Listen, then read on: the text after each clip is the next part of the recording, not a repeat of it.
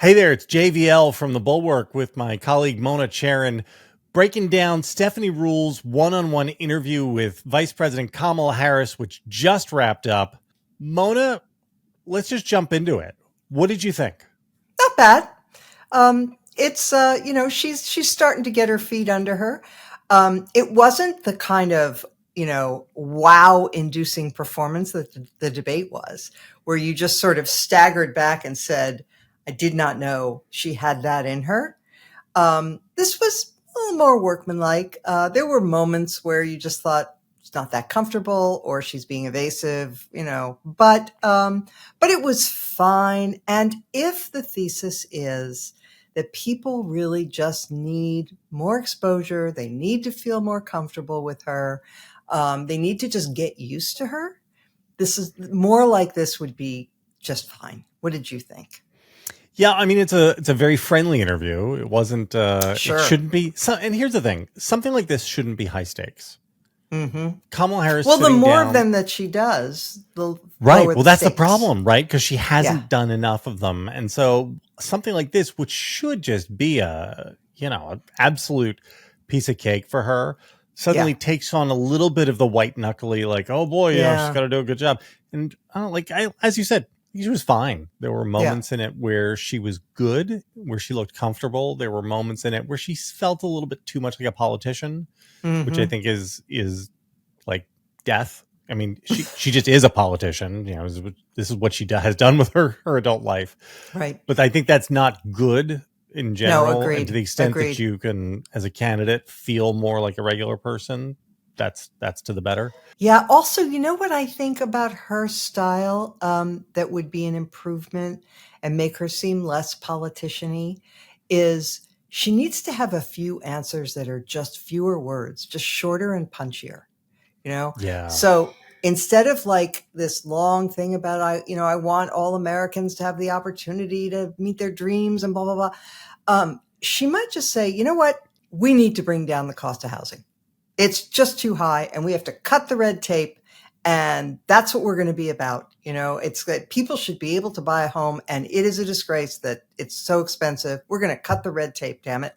Just a few little punchier messages, and she doesn't have to elaborate. Just make her points sharp and focused and then move on. Yeah. I think the lesson of this is they should probably do more. This is Sarah Yes. Longwell, our colleague, has been making this point for weeks now, which is just like, go out and get her reps. Like Yes. she's got to just be in the batter's box taking swings. And Yep. if you do that over time, you just get better at it, and she will get better Absolutely. at it. And I understand the Harris's campaign's slight reluctance to do that, right? I mean, they think, why should we sit down with the New York Times so that the New York Times can fixate Beat us on up. like the one thing that she flubs and then run a headline that says something like Kamala Harris isn't able to handle Donald Trump's housing plan or something stupid like that, like the Times has done twice a day for the last 7 months. So I get that, but on the other hand, I feel like she should be making news like every day. Is that wrong? Well, I'm not. I heard you say that on the next level, and I'm not sure that's right. I don't necessarily disagree, but I'm just trying to think it through. I'm not sure that she needs to make news so much as she needs to be in front of people so that they're just more comfortable, that they know who she is and what to expect. Because one of the things about this race is that it is so truncated and she is still very new to people. And the introductory process is still ongoing. And so I don't think that she necessarily has to make news in the sense of have some flub or have some big proposal or have some insult to Trump or anything like that, but rather that she just needs to be out there and sort of in people's news feeds. You know what? Let me just try this out for you. Why shouldn't Kamala Harris call on Mark Robinson to step down as the lieutenant governor of North Carolina tomorrow? Oh, 100%. Right. I mean, I 100%. understand, I understand the campaign might think, oh, we don't need to get thrown in here. He's doing a good job of blowing up himself or whatever. But I don't know. Like, no, Nobody has suggested that this That's insane person step absolutely down right. from his job. One Yeah. of the reasons the governor of North Carolina gave to Kamala Harris about like not wanting to, I don't know if you remember this, but this Roy was Cooper, reported at the time. Roy Cooper absolutely. said, this insane person is the lieutenant governor. And so Right. if I left, he might try to do something insane. And it turns out this is a totally valid concern. And Roy Utterly. Cooper was really doing a good job for the people of his state by saying, no, thanks, I can't do this. So I don't know why. Wouldn't that be a big headline? Yep. And, Democratic nominee and Vice President Kamala Harris demands that Mark Robinson step down as lieutenant governor. And then there's a news story of, well, Lieutenant Governor, are you going to step down? Going to the Trump campaign. You guys have tried to put some distance between yourself and this man that you called Martin Luther King on steroids. Martin Luther King on steroids. Okay. Do you think he should step down? Like, why? I You're don't right. know. I Go can't do argue those with that. things. I can't argue with that. That's great. I feel like we just need more of it. This is my concern. We talked about this a little bit on the next level. And maybe this is wrong. Maybe it's wrong to fixate on news cycles, but and maybe this is like an antiquated view of how electoral politics works at the national level, and everything is so targeted that it's really more important to be with TikTok and influencers or something. But man, I wish that the Harris campaign was out winning every news cycle, because they did that for basically the period between when Joe Biden stepped aside and the Democratic National Convention. They won almost every single news cycle, and it was really good for them. You should write this up and have a list of the things that she should do, spinning it out on a daily basis, although that would be giving away the game. But I mean, they may take your advice. You've certainly convinced me. I mean, that's that first one for sure. I mean, I cannot see a downside and only upside to them doing that. It would drive the news. You're absolutely right, and there's no downside. Oh, maybe I'll write this tomorrow. So, what did you think about her answer on tariffs? Here, let's quick what she. Let's let people listen to what she said about tariffs. Tariffs aren't unique to President Trump. President Biden has tariffs in place. He's actually looking to potentially implement more. Where do you come out on? Is there a good tariff, a bad tariff? Well, part of it is you don't just throw around the idea of just tariffs across the board, and that's part of the problem with Donald Trump. Frankly, I'm going to, and I say this in all sincerity, he's just not very serious about how he thinks about some of these issues. And one must be serious and have a plan, and a real plan that's not just about some talking point ending in an exclamation at a political rally, but actually putting the thought into what will be the return on the investment, what will be the economic impact on everyday people.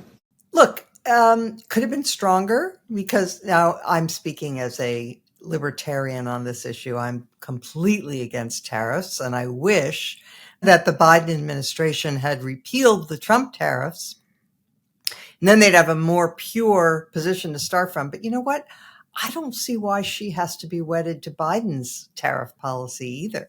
She should just come out hammer and tongs against tariffs. They are taxes. She said that. The only time she got tripped up is when she was asked to account for the fact that Biden had tariffs too. And, Stephanie Ruhle asked her, well, how do you distinguish, good from bad tariffs? She didn't have an answer for that. It would be much cleaner and also better policy if she were to say, we don't want tariffs. We want free trade. We want Americans to not have to pay these taxes on imports. We want to be able to export to the world. We are a great exporting nation. We have X million number of jobs. I used to know this at my fingertips, so she can look it up, that are dependent upon exports. We're a great trading nation, and that's what we should do. And Trump wants to shut it down. And he wants to be he believes in a small America that doesn't deal with the world. That's not my vision. And I want to be the biggest trading nation in the world. And I want Americans to get rich because of it. Yeah. I think the easy answer is, look, policies change in different places in different times. And 2025 America is not what 2021 America was. Right? I mean, just there. Okay. This is what I just think it's an easy answer for her. She then talked about raising the corporate tax rate in the course of giving a non-answer about deficit spending. Here, let's listen to that real quick. Expanding that child tax credit, or you mentioned housing before, giving that extra money for a first home. If you can't raise corporate taxes, or if GOP takes control of the Senate, where do you get the money to do that? Do you still go forward with those plans and borrow? Well, but we're going to have to raise corporate taxes, and we're going to have to make sure that the biggest corporations and billionaires pay their fair share. That's just it. It's about paying their fair share. I am not mad at anyone for achieving success, but everyone should pay their fair share, and it is not right that the teachers and the firefighters that I meet every day across our country are paying a higher tax than the richest people in our country. All right. So, I mean, on the one hand, it's hysterical because like the Trump plan is it's not like we have a tax and spend liberal versus a fiscal conservative or something. Correct. We have a Republican who wants to blow out the deficit to 10x, and a Democrat whose plan only blows out the deficit by 3x or something like that. That's These right. are not real numbers. Yeah. No, that's absolutely right. But I think the important aspects of this answer are probably that she's signaling, yes, want to raise the corporate tax rate. Look, in this sense, I guess I give her more credit than I give to the Republicans, because at least she's acknowledging that somebody has to pay, right? Yeah. I mean, the Republicans say it's free money, that's all going to be done by tariffs, which China will be paid will by pay. foreigners. Yeah, exactly. So it's as if tariffs are a tax that you get to impose on foreign countries. On foreigners. Yeah, who knew? But no, exactly. So at least she's saying somebody has to pay. Look, I personally don't think that corporations pay taxes. I think they just pass them along to the consumer. But it is popular, and it's something that Democrats have been saying for a very long time. If I were her, I wouldn't say corporations should be paying. I'd say the rich should be paying. She did say that too. Yeah, she's a billionaire. Corporations and billionaires. She did say billionaires. Yeah. Because the fact is, actually, if we're going to be nerdy about it, there isn't enough money even in the billionaire class to deal with the kind of deficits we're talking about, or to make things even out. You have to go to the middle class and raise their taxes because that's where the money is, if you really want to get serious about deficits. But right now, we're not talking about that. We're just talking about the fact that she's making a political pitch, and it is slightly less irresponsible than the pitch that's being made. Well, it's very much less irresponsible than the one being made by the Republicans. So, you and I someday, maybe on the Just Between Us show, we'll talk about whether or not it turns out that having a billionaire class is dangerous for America. Oh, that's interesting. Yeah, because this is I am becoming open to the idea that wealth is being concentrated in America in ways which it didn't used to be. Like the concentrations are just stronger, and it's coming to resemble more like sovereign wealth in Saudi Arabia, like the prince class or something like that. And I think that that's probably bad and probably dangerous to the whole system. Like there shouldn't be people who are worth $100 billion, because at that point they become like non-state actors. That's true. You and I can do like a whole hour on this at some point. Yep, we can. So last thing, their final question was about abortion, and listen to this. So Harris tried to turn abortion into an economic issue. Let's listen to that. Excuse me, we're talking about the economy. Yeah. And people don't think often about reproductive rights being an economic issue, but it is. A woman's ability to plan her future, her education, her life. Today, and in the last few days, Donald Trump keeps talking about it, and how in overturning Roe v. Wade, he helped women. He protected women. He says they're miserable today, they're poorer today, they're more vulnerable today. He said he will be the protector of women if elected. Can you respond to that? So Donald Trump is also the person who said women should be punished for exercising a decision that they rightly should be able to make about their own body and their future.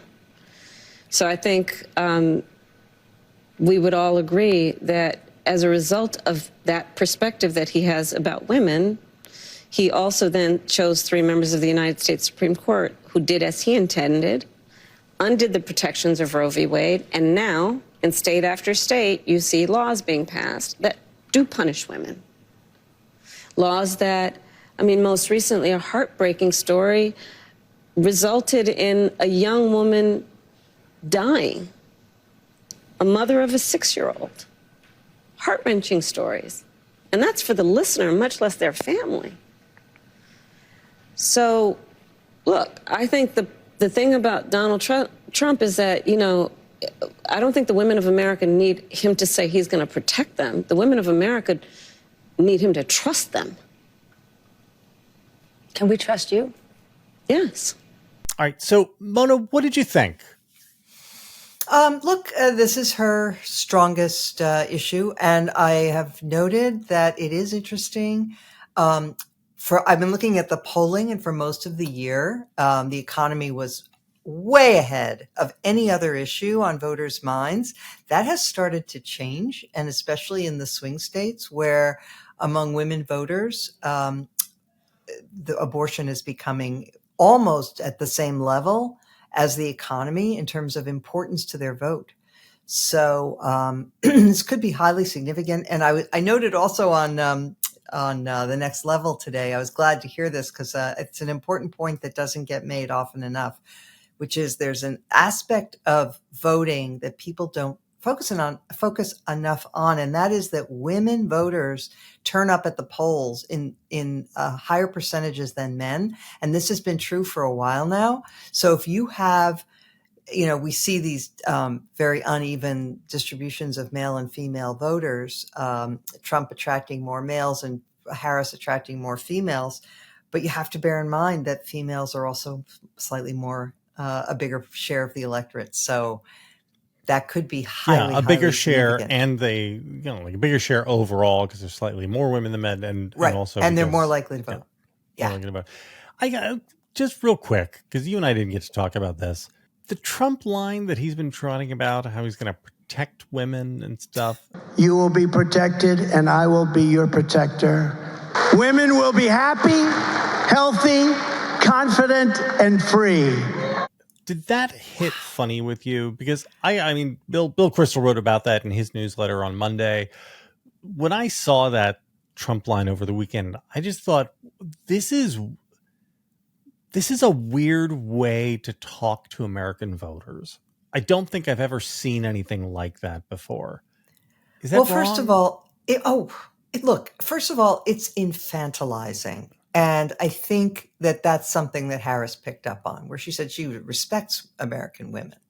So that's part of it. But I had the sense that this arose out of J.D. Vance and the guys that he talks to on those dark web, podcasts, with their speculations about, evolutionary biology and this and that, and how, women really just, the female needs to be protected by the big male, and that's, sort of at the root of relations between the sexes. And they said, so you have to go out there and say you're going to, and of course, that's all, that stuff may sound good in the bro rooms. But in point of fact, when you're dealing with a figure like Donald Trump, an adjudicated sexual predator, somebody who has multiple times been accused by women of horrible behavior, who treats women abominably in every aspect of his life, to be, for him, of all people. Yeah, and then, right. And, to be saying, I will be your protector.